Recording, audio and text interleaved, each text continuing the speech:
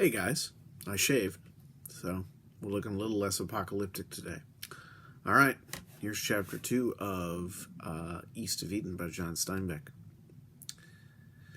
I must depend on hearsay, on old photographs, on stories told, and on memories which are hazy and mixed with fable, and trying to tell you about the Hamiltons.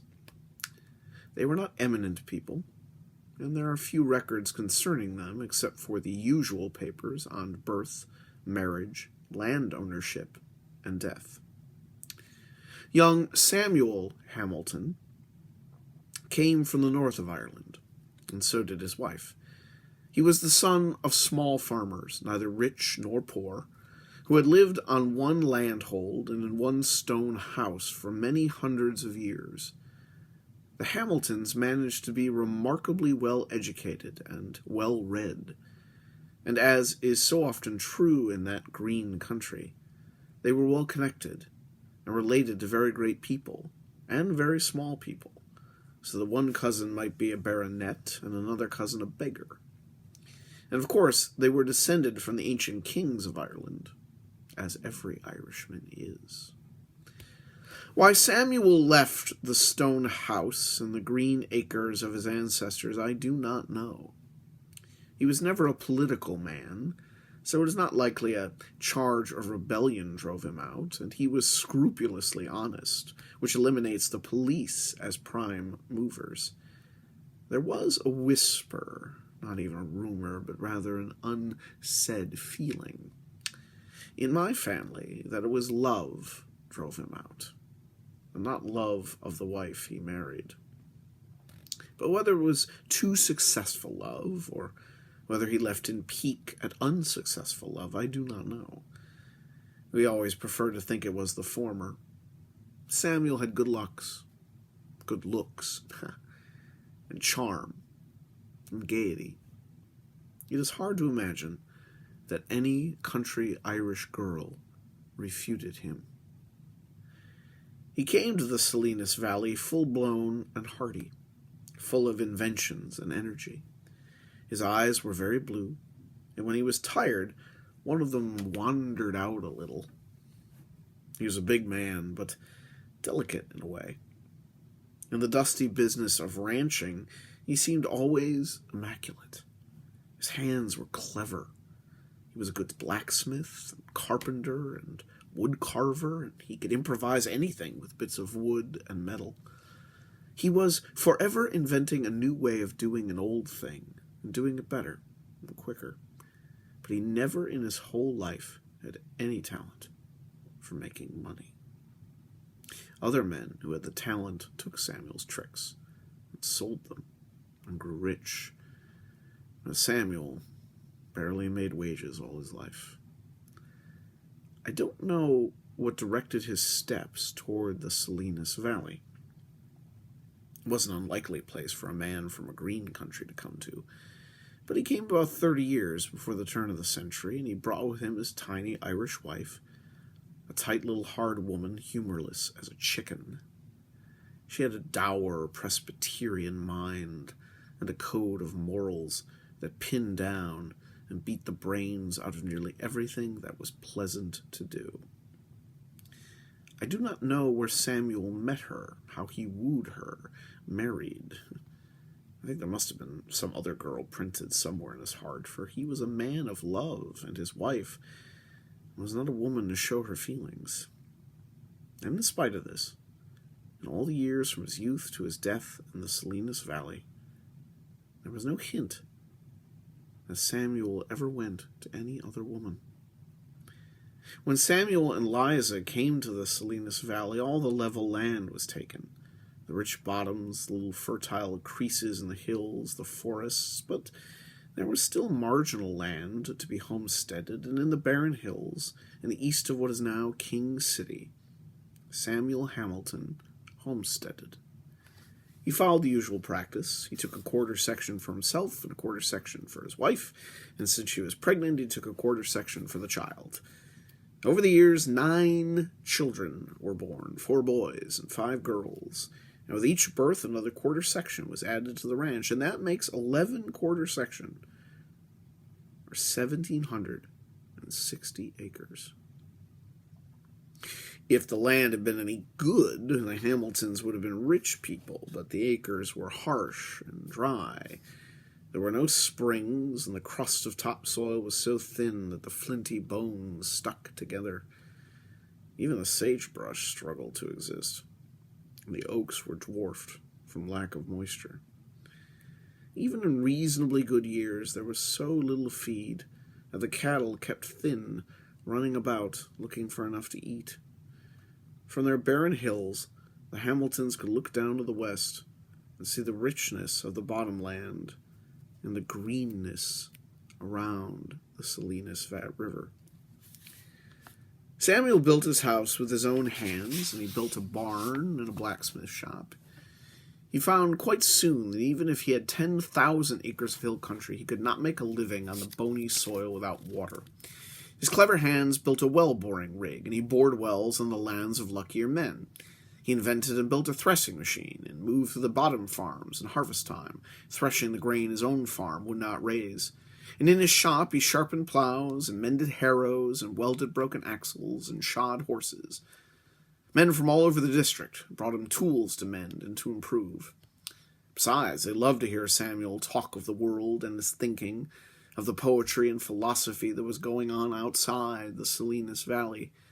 He had a rich, deep voice, good both in song and in speech, and while he had no brogue, there was a rise and a lilt and a cadence to his talk that made it sound sweet in the ears of the taciturn farmers from the valley bottom. They brought whiskey, too, and out of sight of the window and the disapproving eye of Mrs. Hamilton, they took hot nips from the bottle, and nibbled cuds of green wild anise to cover the whiskey breath. It was a bad day when 3 or 4 men were not standing around the forge listening to Samuel's hammer and his talk. They called him a comical genius, and carried his stories carefully home, and they wondered at how the stories spilled out on the way, for they never sounded the same, repeated in their own kitchens. Samuel should have been rich from his well rig and his threshing machine and his shop, but he had no gift for business. His customers always pressed for money, promised payment after harvest, and then after Christmas, and then after... until they forgot it. Samuel had no gift for reminding them, and so the Hamiltons stayed poor. The children came along as regularly as the years. The few overworked doctors of the county did not often get to the ranches for a birth unless the joy turned nightmare and went on for several days. Samuel Hamilton delivered all his own children, and tied the cords neatly, spanked the bottoms, and cleaned up the mess. When his youngest was born with some small obstruction and began to turn black, Samuel put his mouth against the baby's mouth and blew air in and sucked it out until the baby could take over for himself. Samuel's hands were so good and gentle that neighbors some 20 miles away would call him to help with the birth, and he was equally good with mare, cow, or woman. Samuel had a great black book on an available shelf, and it had gold letters on the cover, Dr. Gunn's Family Medicine. Some pages were bent and beat up from use, and others were never opened to the light. To look through Dr. Gunn is to know the Hamiltons' medical history. These are the used sections: broken bones, cuts, bruises, mumps, measles, backache, scarlet fever, diphtheria, rheumatism, female complaints, hernia, and of course everything to do with pregnancy and the birth of children. The Hamiltons must have been either lucky or moral, for the sections on gonorrhea and syphilis were never opened. Samuel had no equal for soothing hysteria and bringing quiet to a frightened child. It was the sweetness of his tongue and the tenderness of his soul. And just as there was a cleanness about his body, so was there a cleanness in his thinking. Men coming to his blacksmith shop to talk and listen dropped their cursing for a while, and not from any kind of restraint, but automatically, as though this were not the place for it. Samuel kept always a foreignness. Perhaps it was in the cadence of his speech, and this had the effect of making men, and women too, tell him things they would not tell to relatives or close friends. His slight strangeness set him apart and made him safe as a repository. Liza Hamilton was a very different kettle of Irish. Her head was small and round, and it held small, round convictions. She had a button nose and a hard little set-back chin, a gripping jaw set on its course, even though the angels of God argued against it. Liza was a good plain cook. Her house, it was always her house, was brushed and pummeled and washed. Bearing her children did not hold her back very much. 2 weeks at the most, she had to be careful. She must have had a pelvic arc of whalebone. She had big children, one after the other. Liza had a finely developed sense of sin. Idleness was a sin, and card-playing, which was a kind of idleness to her. She was suspicious of fun, whether it involved dancing or singing or even laughter. She felt that people having a good time were wide open to the devil. And this was a shame, for Samuel was a laughing man, and I guess Samuel was wide open to the devil. His wife protected him whenever she could. She wore her hair always pulled tight back and bunned behind in a hard knot. And since I can't remember how she dressed, it must have been that she wore clothes that matched herself exactly. She had no spark of humor, and only occasionally a blade of cutting wit. She frightened her grandchildren because she had no weakness. She suffered bravely and uncomplainingly through life, convinced that that was the way her God wanted everyone to live. She felt the rewards came later. Section 2. When people first came to the West, particularly from the owned and fought-over farmless of Europe, and saw so much land to be had for the signing of a paper and the building of a foundation, an itching land greed seemed to come over them. They wanted more and more land, good land if possible, but land anyway. Perhaps they had filaments of memory of feudal Europe, where great families became and remained great because they owned things. The early settlers took up land that they didn't need and couldn't use. They took up worthless land just to own it, and all proportions changed. A man who might have been well-to-do on 10 acres in Europe was rat-poor on 2,000 in California. It wasn't very long until all the land in the barren hills near King City and San Ardo were taken up, and ragged families were scattered through the hills, trying their best to scratch a living from the thin, flinty soil. They and the coyotes lived clever, despairing, submarginal lives. They landed with no money, no equipment, no tools, no credit, and particularly no knowledge of the new country and no technique for using it. I don't know whether it was a divine stupidity or a great faith that let them do it. Surely such a venture is nearly gone from the world, and the families did survive and grow.